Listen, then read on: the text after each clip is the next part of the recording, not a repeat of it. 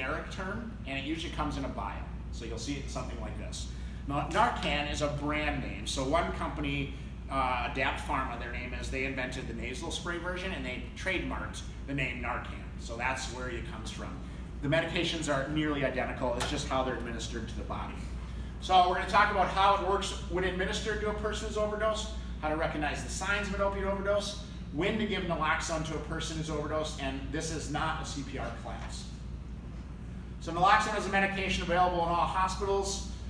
It says most ambulances, but honestly, I think I can probably say every ambulance now. So when we started to distribute naloxone more heavily in 2016, we wanted to make sure all of our first responders carried it. And the biggest barrier we heard from them was they don't have the money. Like, they can't afford to buy the medication. So we're like, okay, we're a little cocky, we just passed a bill. We'll just ask the state for some money. So we wrote $1 million appropriations bill and introduced it to the legislation.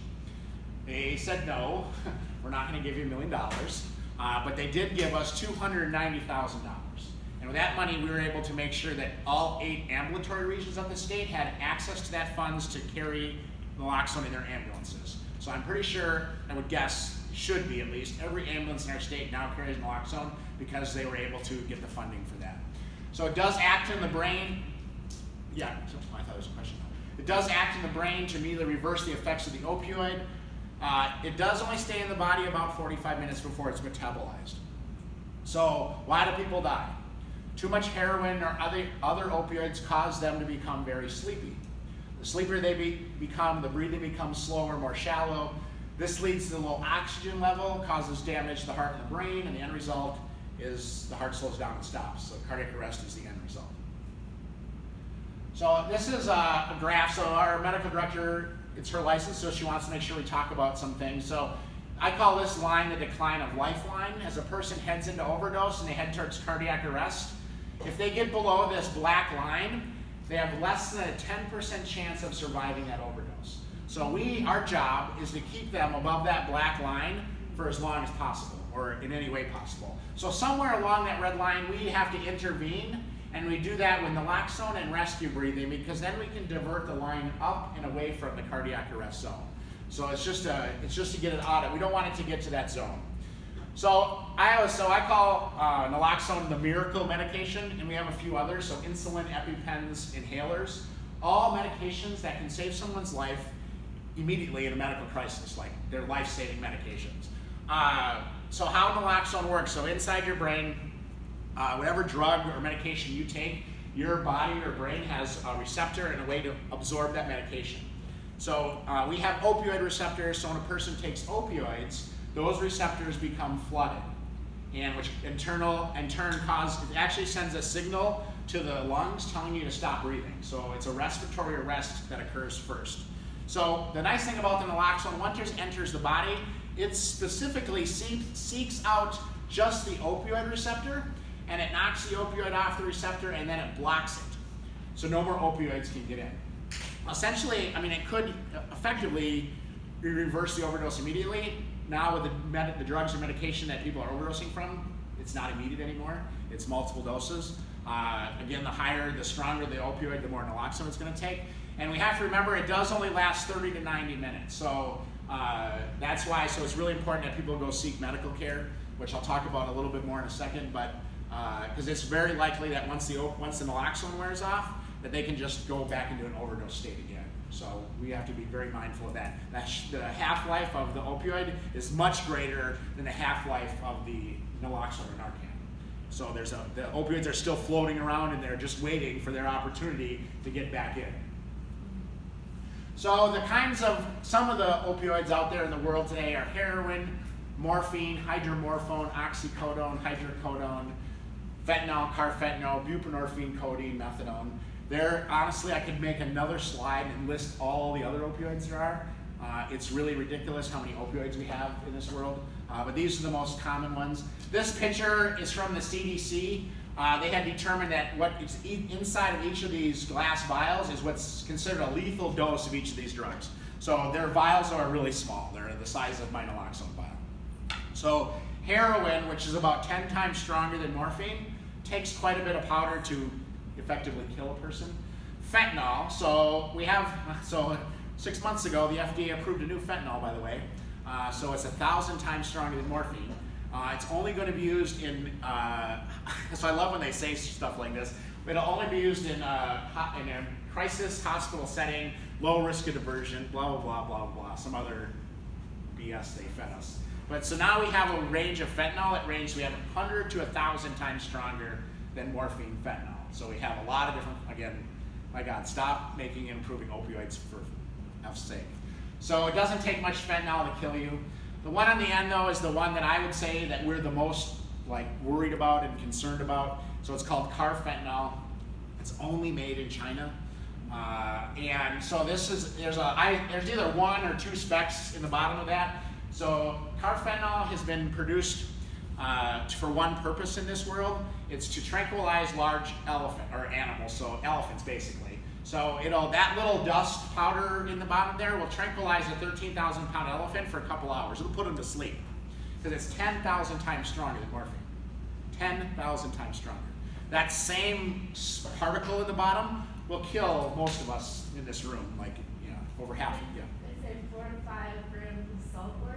Yeah, so I always tell people, so go home, take your salt shaker, or next time you're at a restaurant, put salt on your hand and take it all off, but a couple grains, and that's how much carfentanil will put an elephant to sleep and kill a dozen or so people.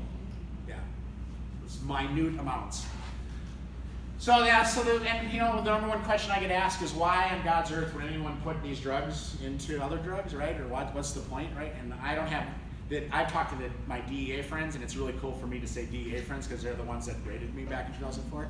But when I talk to my DEA friends or the CDC people, no one has any good answers for that other than, so here's the only one that we can come up with that collectively agree on, is that, so when you withdraw from other drugs, so when you use cocaine or methamphetamine or other, except for benzos or alcohol can be different, but most street drugs, the withdrawal isn't horrible. I mean, I used cocaine, and when I didn't have it, I had a couple days where I was irritable and not a nice person to be around, but I didn't go through any super huge physical withdrawals. With opioids, you go through physical withdrawals. You vomiting, throwing up, sweating, can't sleep, shaking, jitters, defecating on yourself, all kinds of really bad stuff. And so the theory is if they put fentanyl or opioids into other drugs, we'll get people more addicted, and they'll have to come back more often to get the drug because they're sick now. So there's some actual brain science behind that. So our brain creates new neural pathways when we discover something. That's how addiction occurs. So when that occurs, the person takes more drugs and they feel better. All of a sudden the brain is now convincing them they'll be fine as long as they use more drugs. So there's some brain science behind it. But as a person that used to sell drugs to support a bad addiction, the one thing I didn't want to do is I didn't want to kill my customers. I needed them around to come back to buy more so I could use more drugs to support my habit. So I don't really like the theory, but it's the only good one we have right now. There's no other reason. There's conspiracists out there that say population control and things like that. Who knows? For the first time in our country's history, our mortality rates have dropped 2 years in a row. So we will all live 2.5 months less because of the opioid epidemic. So that's scary, right? We've never gone down in mortality. We've always raised mortality because of science and evolution or whatever. But now we've gone the other way the last couple years. So there's no really good ideas of why this is occurring. So one thing, when I talk to people that are using, and I get just blown away when I say, what's your drug of choice when doing an assessment? And they say fentanyl. I'm like, why? What? Oh my God, why? Because I can get a little tiny bit for, a lot for a little tiny bit of money. That's there now. It's willing to risk it, and I'll use less, and blah blah blah. They think they can moderate that. And the other thing about fentanyl is it's quite a moneymaker. So we now know how to make fentanyl in the United States. We didn't up until about 2 years ago now. They're now discovering fentanyl labs in the United States. There's an ingredient though that you need to make fentanyl that is not available in the United States. It's only produced in China, and they sell them in vials like this, and they're about $75 retail for a vial like that. And they're coming into this country through shipping lanes. So cargo ships, UPS, Postal Service, FedEx, vials like that. And the DEA, my DEA friends, has said they can't detect it because it's odorless, blah, blah, all this. They have no. So there's a huge cargo ship that comes in with all these crates on it, and then there's these vials somewhere hidden on that cargo ship. They did discover a shipment once. A container had dumped, and a bunch of stuffed teddy bears had fallen out, and vials rolled out of the inside of the teddy bear. And so they found it by accident. That's how they discovered that shipment. But that's how, so we don't, the DEA says they're trying to develop scanning tools, like though they can put a whole crate through a scanner and it'll identify more specifically what's in it, but they don't have any good answers yet. I mean, they're working on it. But until the meantime, so the other thing about that vial ingredient, once they take that and they make fentanyl with it, that $75 turns into $150,000. It's a really good return on your investment if you're trying to make money. So that's the other part of it. So yeah, so those are the main opioids. So naloxone will have no effect if it's alcohol or benzos or antidepressants or any other mental health medications. However, when someone overdoses, I don't have the luxury of having their med list in front of me, like, right? I don't know what drugs they've taken. I don't know what they're prescribed. So the nice thing about naloxone is it's a really safe medication. Less than 0.01% of people have ever been shown a side effect or allergic reaction. So if you ever suspect or even think it's an overdose, just give them naloxone, because you can't hurt them. The only thing you can do is help them. That's really the best part about naloxone. I heard of one allergic reaction. My friend Stephanie, who's reversed overdoses, said she had a person, they started to break up a little bit of hives, and they had allergic reaction. They gave them Benadryl.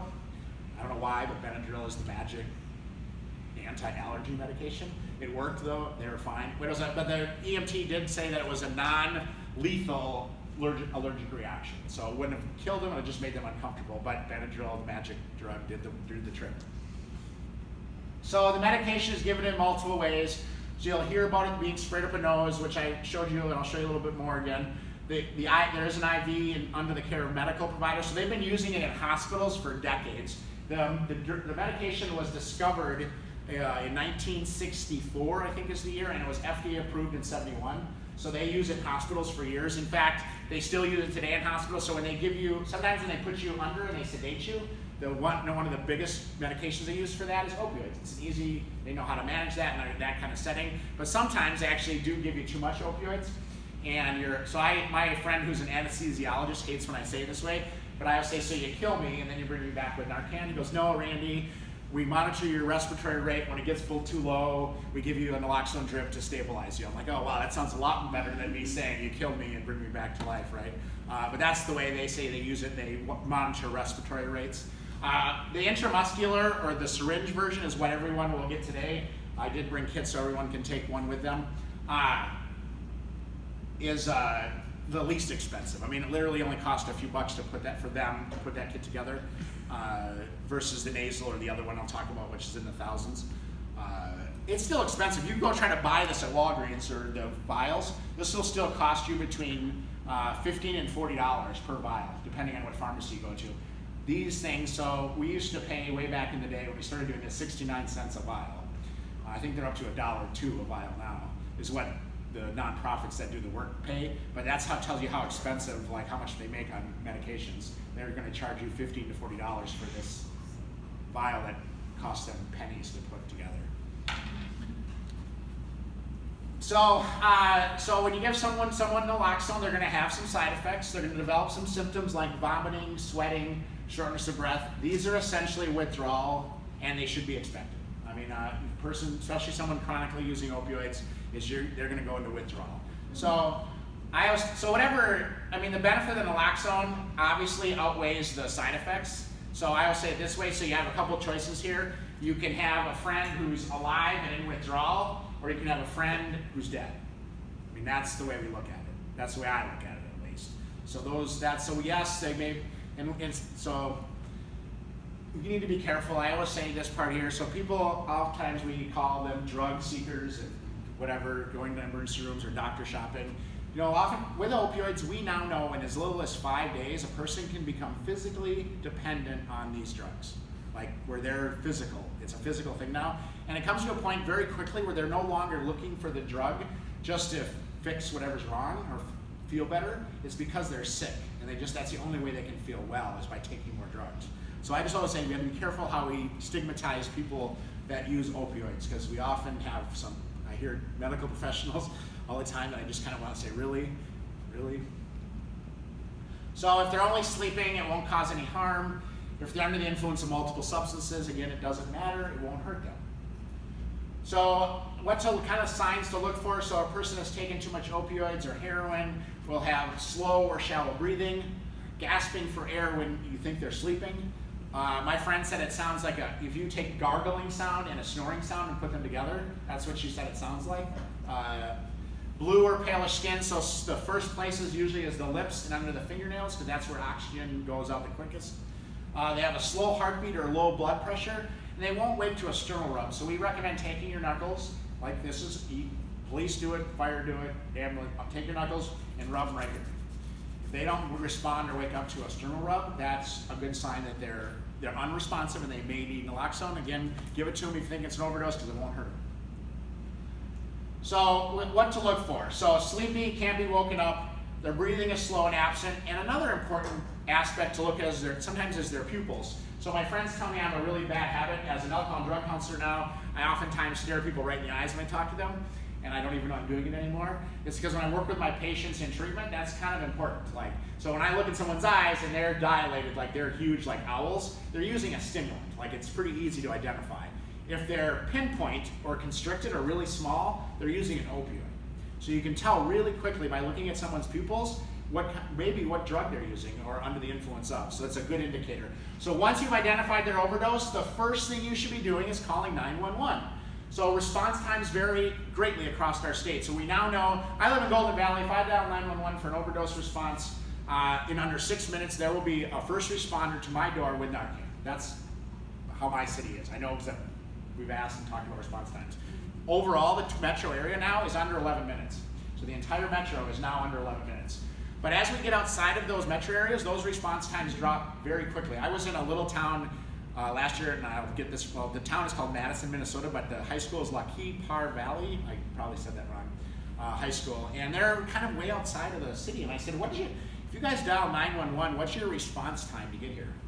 And the teacher said, 30 minutes at least.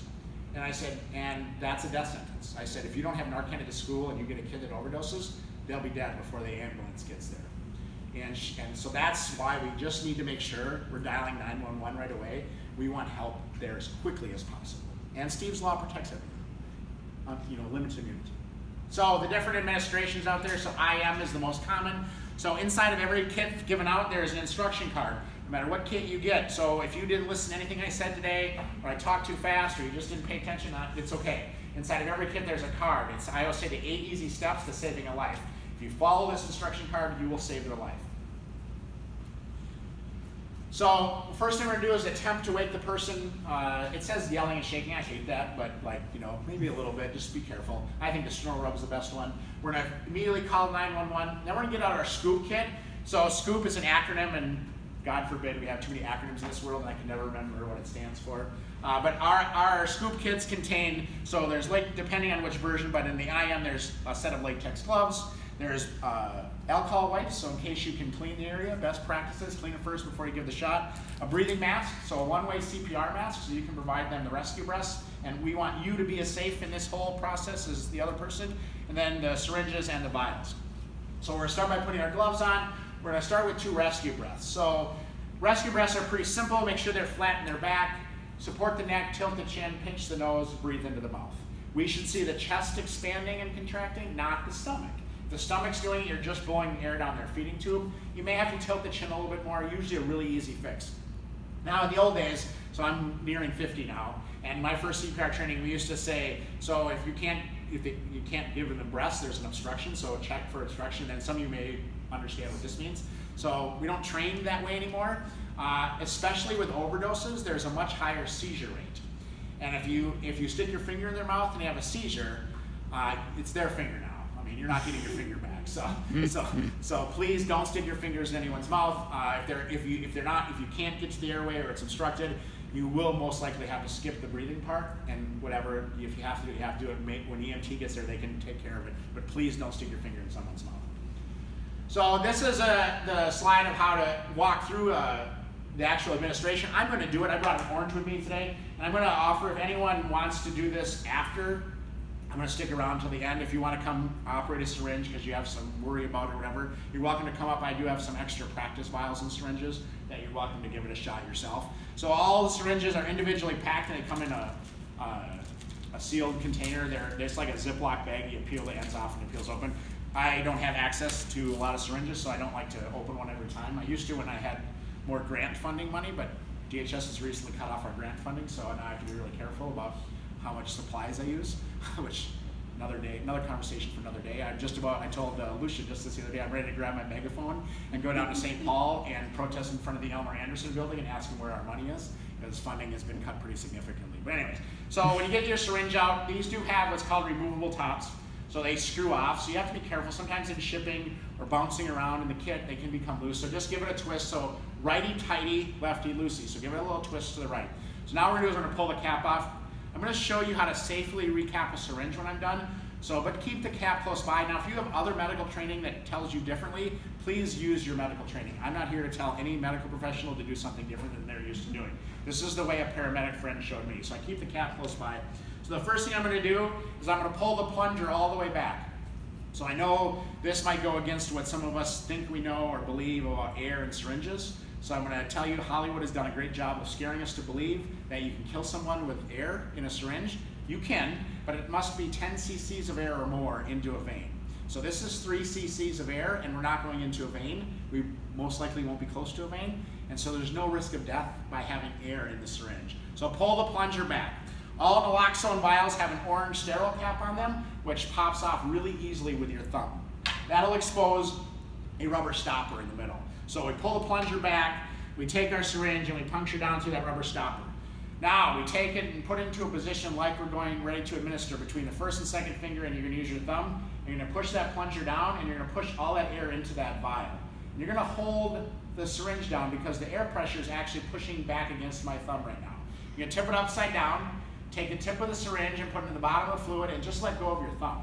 So because I put all that air pressure into that vial, it actually forced all the liquid right out of the vial into my syringe. So now we're going to go and inject the person. So again, we do have alcohol swabs. I always make a joke that I don't think anyone has ever used their alcohol swabs, but it is best practices. One time when I was trying to cut costs on how we put kids together, I said, well, let's just take the alcohol swabs out. And our medical director said, that's best practices, Randy. We're not removing them. I said, okay, fine. I think they're a waste of money. But anyways, if you're able to expose. So this is a 22 gauge 1.5-inch syringe. This will go through a little bit of clothing.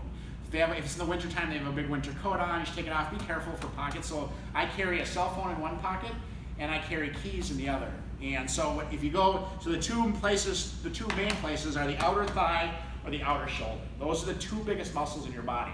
Again, though, if you hit something solid, like a phone, you're going to bust your syringe off and you're down a syringe. So just be careful. If they have a winter coat on or snow pants, take them off. It was funny, I was doing training the people at the Navigation Center this last year how to reverse overdoses, and we got to give them some really nice ones. But I said to the young lady one time, I said, so can you walk me through what reversal looks like? And she goes, well, the first thing I do, Randy, is I whip down their pants. I'm like, okay. I said, oh, we're being careful about people and dignity and all that stuff. But she said, I just want to make sure I'm getting as close to the skin as possible. I said, yes, that's great. But again, I always encourage people, if you're going to do something, like we had a gentleman once reverse a lady in a mall. He ripped her shirt open to get to the arm. She had a long, and she didn't have a bra on, and her breasts were exposed, and she woke up and oh my God, it was kind of a mess. So I know the gentleman didn't do it, he was just panicked and but these are people, and how would you want to be treated if you were on the ground? So I always remind them. So we're going to take that full syringe now, and we're going to go into the outer arm or the outer shoulder. And this is where I tell people this is not a time to be timid or scared. We need to get into the muscle, so we're going to stab them. And I'm telling you, it'll go in that easily. Your skin, as tough as it is, it's a syringe. It's a very sharp syringe. And you're going to give them the whole dose. One shot, one dose. We're going to remove this syringe, and now this is a pretty dangerous instrument. So because we don't know what the person may have, we don't know what bloodborne problems there may be, and we don't want to get in trouble. So I always tell people, first of all, please don't try to put a cap on a syringe like this. So I didn't know any better when I first started doing this, and I may wear a few Band-Aids on my index finger because I would miss the cap and end up in my finger. So that's when my paramedic friend laughed at me and said, Randy, let me show you a proper way to recap a syringe like this. So he says, put your other hand behind your back, take the syringe, slide it into the cap, lift it up, and then click it back on. They actually lock back on. So now I've safely recapped the syringe, and I can set it off to the side. I don't have to worry about someone stepping on it or an animal getting it. It's in a safe, as safe as it can be at least. So that's how you safely recap a syringe. There's one other part of the body, so that'll work. So sometimes people use on toilets in restrooms, right? And they fall over off the toilet, and you can't get to the shoulder or the outer thigh. So no pun intended, but the butt will work in a pinch. No one laughed. I said that at a conference once in front of 100 people, and it was a roar.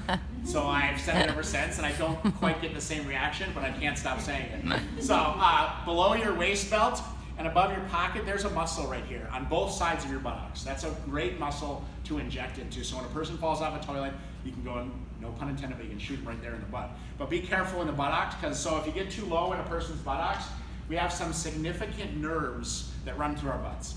And if you hit one of those nerves, you're going to hurt the person. You can't be sued or prosecuted.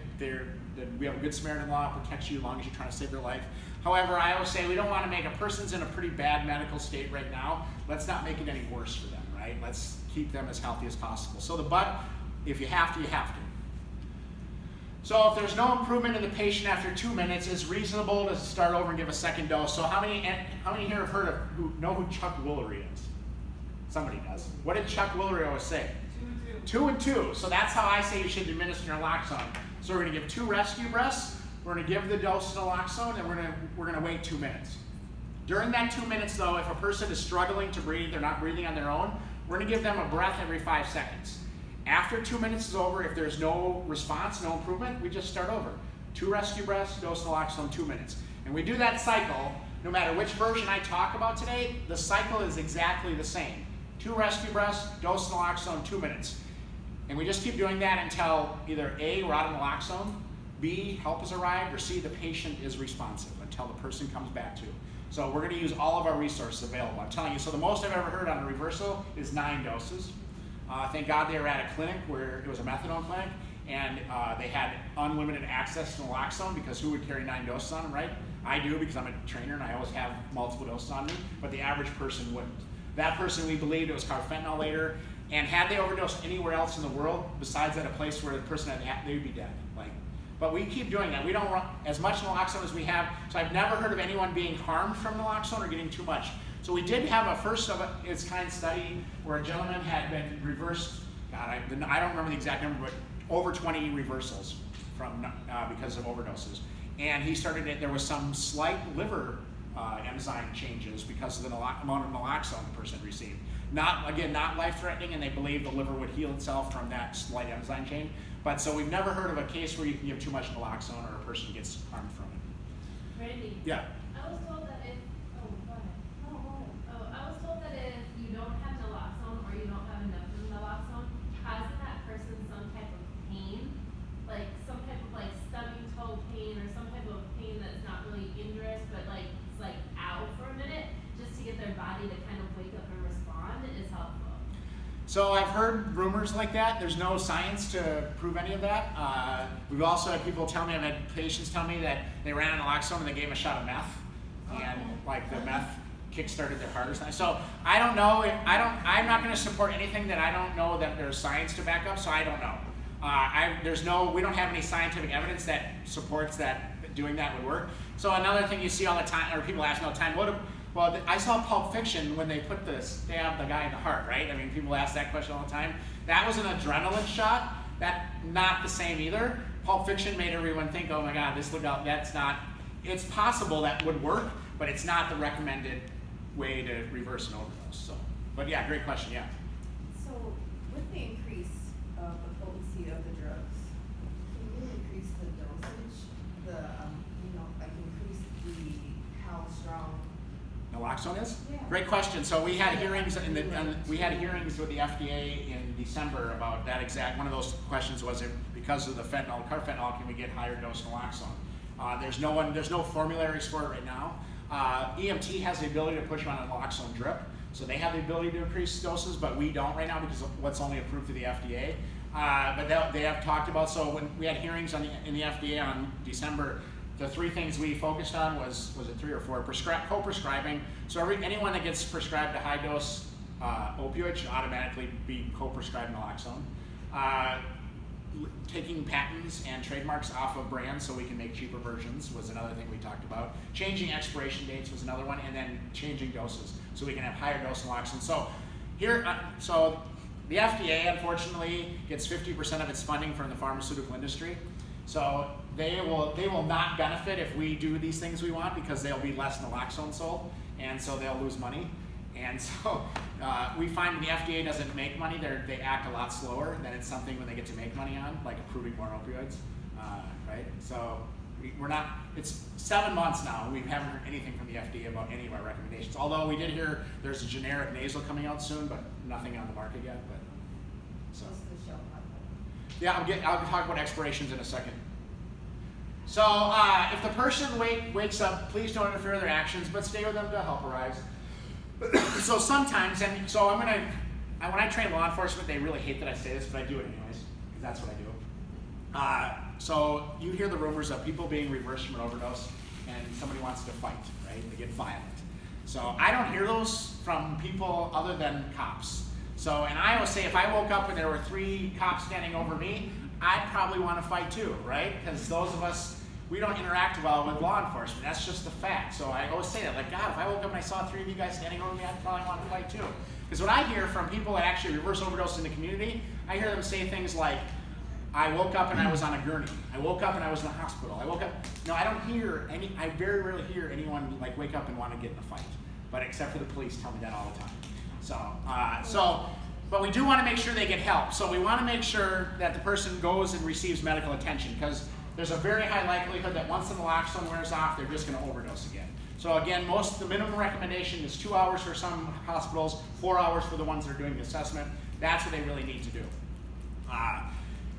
I have a friend who's a EMT for Hennepin County, and I asked him one day, I said, Nathan, by the way, Nathan is 39 years old now. He lost his brother when he was 19 to a heroin overdose in his house in Hennepin County, and when the ambulance showed up, they didn't carry Narcan, and so his brother died. Nathan is now a paramedic, and he's reversed over 90 overdose. He's reversed and saved 90 lives. So I said, has anyone ever wanted to fight you?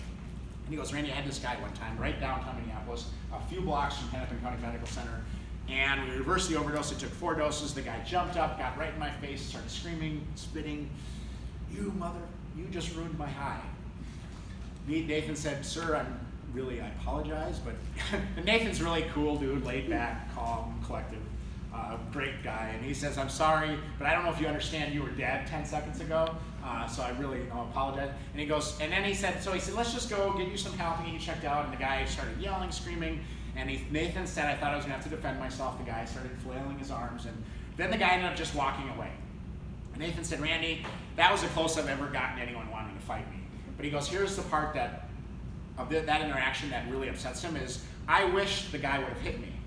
I said, why would you want anyone to hit you? Because there was a Hennepin County sheriff there that could have arrested him and brought him to the hospital.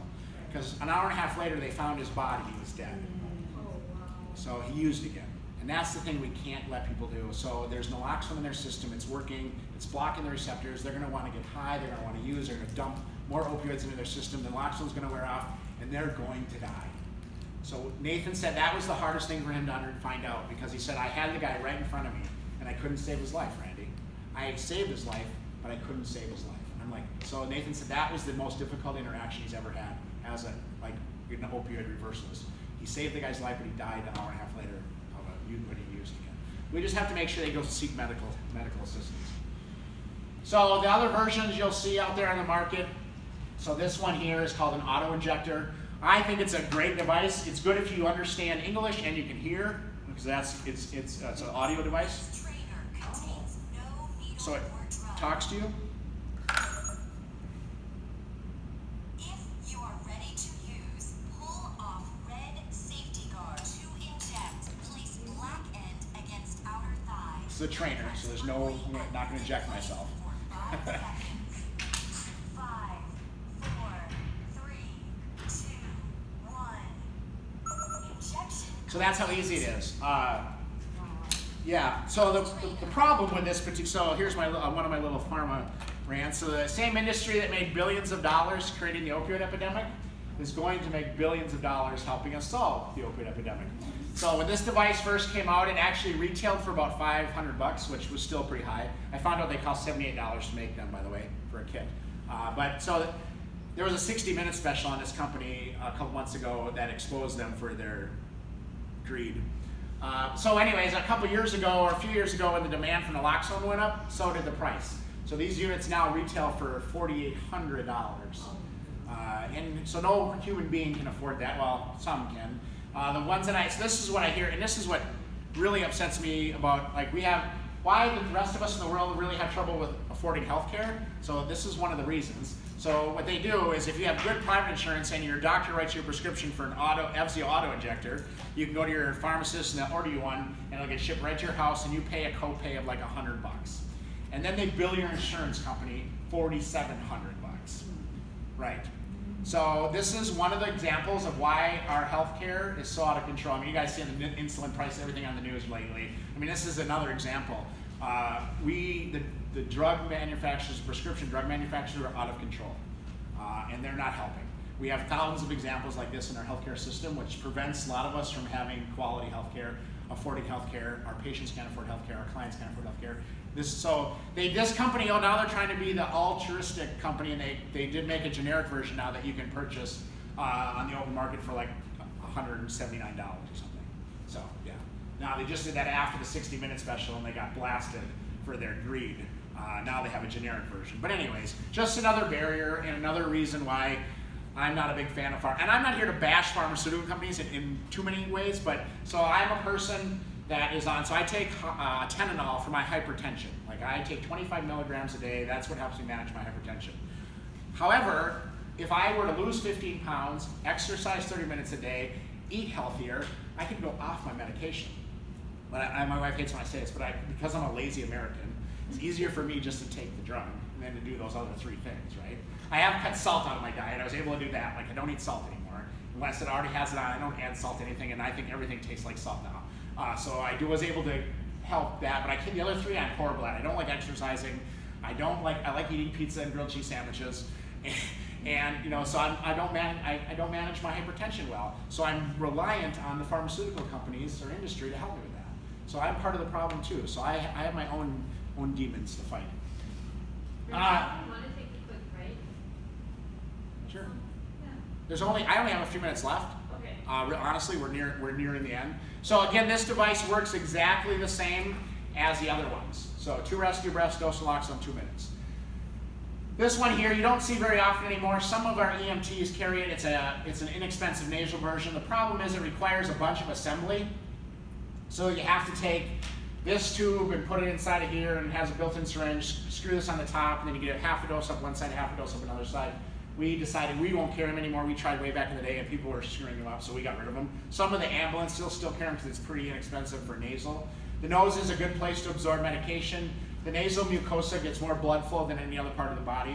I did ask my medical director, what's the difference between a nasal injection, nasal administration versus intramuscular? And her words were, it's clinically insignificant. And I said, what does that mean in English, doc? And she says it's 1 second versus 5 seconds, or 2 seconds versus 5 seconds. So there's very little difference between how fast it gets to where it needs to go. The other version, this is the latest and greatest. So a lot of our law enforcement love carrying this one. It's expensive though, that's one of the barriers, but it's a single dose pack. You pull it out, there's a foil back on it, you peel the back off, there's a little instruction card folded up, you take the dose, looks like this. After you give the 2 rescue breaths, don't push or touch the plunger until you're ready to apply it, because if you accidentally push it, you'll waste the medication. So you give them the 2 rescue breaths, shut up their nose, push the plunger. Wait 2 minutes, breathe, form if necessary. If you need another dose, grab a new one, take it. We recommend switching hands, going to the other nostril, so alternating nostrils, only because sometimes people use drugs up their nose, and one nostril may not be as effective as the other. Even if they're plugged, it doesn't matter, because the nasal mucosa will still absorb the medication. All right, so it's hard to know what emotions or behaviors a person will have upon waking up from an overdose. They've been without oxygen for a while, so they may be confused, agitated, or stay sedated. Remember, hopefully you call 911, helps on the way. Some people have some emotions such as anger, embarrassment, frustration, or sadness. None of these possibilities should delay you giving naloxone. So I think we covered that. Some people have some adverse reactions. It's nothing we can't manage. And I don't think people are fighting people as much as I hear from the police. So storage, so obviously in Minnesota we have some pretty extreme weather. So ice cube does you no good. So if you leave it in your car and it's frozen solid, it's useless. We do now have a new study where we used to think it was affected by temperature. We don't anymore. A new study came out where the guy tested it at up to 176 degrees for 28 days and down to -4 for 28 days, and then he tested it and it was fine. Once it thawed and once it cooled, the medication was fine. So we don't care. Temperature doesn't seem to affect it anymore, except for if it's frozen. That you can't use an ice cube. So it does have, a UV light is dangerous. We put them in UV protective bags. It does have, so the FDA requires all medications to have a 2-year expiration date. I have a bottle of Bayer aspirin at home. I don't know why I bought a bottle of 500 Bayer aspirin, because the doctor said just take some Bayer, and I used like 4 pills and the rest sits in my cupboard. It was probably on sale at Target, right? So why not buy more? Like good addict behavior right there. You know, more is better, of course. So anyway, so I looked at the bottle this last summer and it said it expired in September 2013. So there's 496 tablets still in that Bayer bottle. I should probably just throw them away, right? Because they're no good anymore. No, the Bayer aspirin is fine. I kept the cotton in there. There's no moisture. It's in a cool, dry place. There's nothing wrong with the pharmaceutical industry, and the FDA would love for me to throw that bottle away, and then when I need 4 more Bayer, I just go buy another bottle of 500, right? Because that's how they make their money. So we now know naloxone has a longer shelf life, even though it's 2-year. We know between 66 and 97 months it can still be effective. So well beyond 5 years. So just because you have a kit that's expired doesn't mean it's no good. It still can save someone's life. Now, if you work in an organization that has rules or policies and procedures around expired medications, you have a little different ballgame. Then you have to go by your company's policy.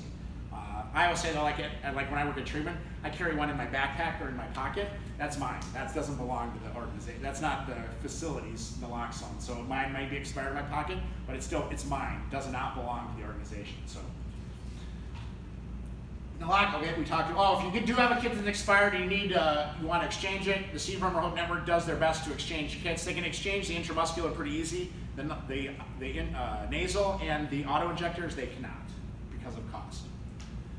So make sure we dispose of our equipment correctly. Sharpies and Sharpies boxes, everything else is glass, paper, and plastic. It's all recyclable.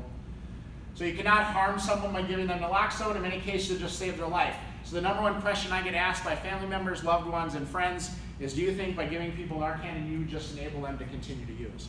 I used to get really mad at this question, like defensive, argumentative. I'm in recovery, I'm a counselor, shut your mouth. Then I found out really that didn't change anyone's mind, and I was just getting frustrated. So I saw this on Facebook one day and I decided this is my new answer.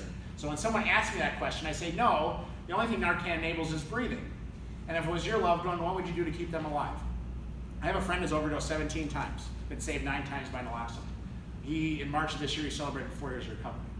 Just think if we had told him we're only going to save your life 3 times, because there are cities in our country doing that right now because of the epidemic. They're running out of money and funding, and so there was one particular one in Ohio, which a couple hundred of us from around the country ended up emailing and calling and writing and annoying the city council, but they had put a policy in place that will only reverse a person's overdose with naloxone 3 times. After that, they'll provide medical help, but we're not going to give them Narcan. So several hundred of us started calling the city council, and I actually talked to him one day, and I said, you need to help me understand this new policy. He goes, Mr. Anderson, there's the deal. We ran out of money. We had $10,000 budget in our city budget for naloxone, and we spent $100,000 bucks. We're literally out of money. So I said, so your solution to running out of money is to let people die. Well, what should we do? I said, so a solution to running out of money, it sounds like you need more money. So my friend from Missouri wrote them a SAMHSA grant and got them $200,000 for naloxone. So now they can save lives. They reversed that city policy, and they no longer do that. But this epidemic is something our country has never seen before. We don't know the right answers, right? We're trying things. What works, what doesn't work. We have to keep trying things. What I can tell you is people are still dying, and we need to do, I say we have this playbook, we need to throw that playbook away and write a new playbook. Like, that's what we need to do. Like, we need to collaborate, communicate. You heard in the video, every person in this country has a role to play in this epidemic. And it may be just as simple as carrying naloxone, right? I mean, that could be an easy way for you to be part of the solution. So we all have a role to play.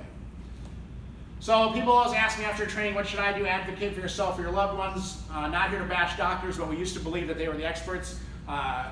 they're not maybe the experts, right? And it's okay. Like, they're fallible. I mean, it's amazing. I have doctor friends and I love them to death, but I have to go have knee surgery sometime and have my knee replacement done.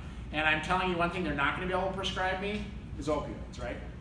We're only 1 of 2 countries in the entire world that market our drugs to our consumers. New Zealand, United States, the only 2 have commercials on TV for our drugs, for our medications. But I started to do my own homework. So I said, you know what, I'm not gonna just let my doctor tell me what to do, like, right? And I'm in recovery and I'm scared to death of opioids. I'm just gonna be really honest. So there's a medication called Exparel. It's a non-narcotic post-surgical pain injection that only lasts for about 72 hours. I said, that's perfect for me. That'll probably get me past my acute stage of pain. Then I'm gonna take Tylenol and Advil. I'm gonna have to put heat, ice, I'm gonna have to elevate, I'm gonna stay off my feet, I'm gonna have to do physical therapy, I'm gonna do a whole bunch of other things, but that's okay. I'm gonna have to rediscover what my pain tolerance is, like how much pain. Oh, Exparel, and I spell it wrong every time. I Google it, it's Exparel, EXAPRAL or something. If you Google it, I never spell it right. But thank you. Yeah, it's a post-surgical. There's some downfalls. You can only use it one time before, like your body does some changes, chemical change. But it's literally 72 hours they use it for, and it's supposed to be pretty effective. So, but you're going to have to, like I said, I'm going to have to rediscover my pain tolerance. I'm going to have to live with some pain. So we decided as a society that we needed to eliminate pain. Period. That was the downfall. Like, you know, pain is an evidence-based practice. So when you were a kid and mom said, don't touch the hot stove because you'll burn your hand, what did you do? You touched the stove, right? And what happened? You burned your hand. And then you remembered, and your brain made a new neural pathway saying, wow, that hurt, I'm not doing that again. That's an evidence-based practice. So pain actually helps us sometimes. Yes? I think it actually is, it engages in the healing cycle too. Yes. Like if your body doesn't feel pain, it doesn't know where to heal. Correct. And so your healing is a lot slower if you know all of your pain. Right. And we've now learned that opioids actually can help create pain. There's a new hypergelias, it's some weird medical term, where it actually makes your nerve endings more sensitive to pain. And so we are learning more and more about the dangers of opioids. Talk to your local first responders. If you live or work in a community and they don't carry it, they should, and they just should. Local schools or church groups, literally, and everyone should have it. I've done trainings at churches, high schools. White Bear Lake was the first high school district to carry it, so all our junior highs and high schools have it at their site now, and all medical and administrative staff have been trained. Bloomington has done it too, I think. Remember today I said you're part of my new state system to educate people, so I'm going to challenge all of you to talk to at least 3 people after today, tell them about Naloxone, tell them to find a training and go to one, or contact me. I have cards, they can get a hold of me and I'll help them figure it out. But really, and tell them about Steve's Law, like that protects them. We need people to know this. Participate in advocacy efforts. So the Steve Remmer Hope Network every year is introducing new bills to fight this crisis. So we finally passed, so I worked on it for 3 years. I don't know if you heard about the big opioid bill that passed this year. So it's $20 million paid directly by the pharmaceutical companies, which is amazing. Now, we were the first state to officially pass and sign and stick that bill. There are 20 states that have already contacted us that want to do the same thing. So it's about time they have some skin in the game. They've profited. Last year alone, in 2017, Purdue Pharma made $1.7 billion selling just OxyContin. $1.7 billion. We're asking for a measly $20 million, not even just from them, from all narcotic manufacturers. So we did finally pass that, but we always need help, and we don't know what the next big project will be. But I always say, those elected officials work for you, and get to know them. When something's like they make change because of you, not because usually it's something they want, it's because their constituents want. So you should always be advocating for whatever changes you want in your community. Carry naloxone on you, we're doing that. And if you work for an agency or anywhere that you think they should have it and you want to learn more about it, like one of the ones I've been trying to do lately, and God, I still can't get through them, the SA gas station on Brooklyn Boulevard and County Road 81 has some of the highest overdose rates in the state, in this metro area. Like once a week, they're there in the bathroom saving someone's life. So I said to the manager, I stopped there one day and asked the manager, I said, hey, I'd love to get you guys some naloxone, train your staff, and he says, no, we don't need it. They get here in time. We haven't had anyone die yet. The ambulance always makes it here. I'm like, what? Like, oh my God. So I'm probably just gonna have to call SA corporate office and have them, because that's how it changed. Like I recently got American Airlines to carry Narcan on all their planes. I had a bad interaction with a flight attendant and a gate agent, and I almost got kicked off a flight. And so I complained, and part of it was because I was carrying tens of thousands of dollars of medication. I wouldn't give them my bag to check because I didn't want to risk anything happening to it. And they tried to have me removed from the plane. So I complained, and I got a hold of their vice president of customer relations for American Airlines. This is a year ago, and I said, the only way that I won't go to the press with my story is if you guys put Narcan in all your planes. And guess what? They all have Narcan in their planes now. That's how advocacy works sometimes. Simple things like that. So that's the end of my presentation. Any questions?